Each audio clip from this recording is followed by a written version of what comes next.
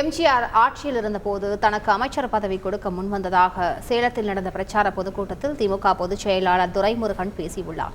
அது குறித்து மைக் கச்சேரி பகுதியில் பார்க்கலாம். ரோட்ல நடந்தா கூட மாற்றுக் கட்சியினுடைய கொடி மேல படுமோ நிழலுன்னு ஒதுங்கி திமுக கொடி மேல பட்டா போதும்னு இத்தனை நாள் வாழ்ந்துட்டேன். எனக்கு எம்ஜிஆர் ரொம்ப வேண்டியவர் தான்.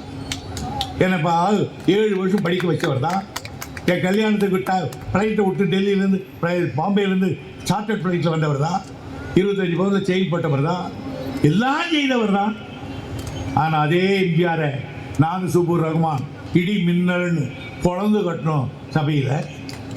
ரொம்ப நாள் இப்படியே சொல்லிக்கிட்டு இருப்பார். நான் வேகமாக பேசும்போதெல்லாம் இப்படி கையாட்டுவார், நான் இப்படி திரும்பிக்குவேன். இனிமேல் முகவரில் என் மகன் சொன்னார், என் காலேஜ் ப்ரோக்ரஸ் கார்டில் அவர் தான் கையெழுத்து போடுவார். அந்த அளவுக்கு இருந்தார்.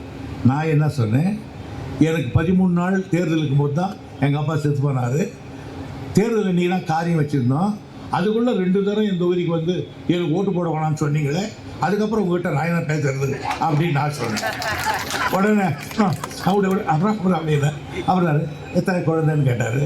ஒரே பையன் அப்படின்னாரு. நான் ஒரு புத்தி கேட்டவன், அது கூட இல்லாத ரொம்ப பேர் இருக்கிறான். எனக்கு அப்புறம் போய் வேர்த்து போச்சு.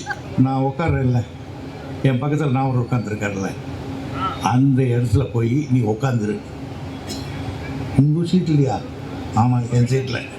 நான் வந்து உன்னை என்ன மந்திரின்னு நான் சபையில் அனௌன்ஸ் பண்ணுறேன்.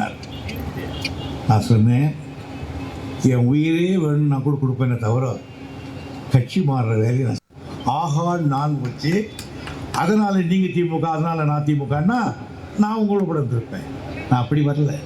திராவிட நாடு கிடைக்கும் என்று அண்ணாவை நம்பி ஒரு பெரிய இயக்கத்துக்கு போகிறோம் என்று ஒரு காலத்தில் இந்த இயக்கம் தியாகத்துக்கு கேட்குமானால் அன்றைக்கு தாகம் புரிவதற்காக வாய்க்கரிசி வாயில் போட்டுக்கொண்டே இந்த கட்சியிலே நுழைந்தவன் துரைமுருகன்.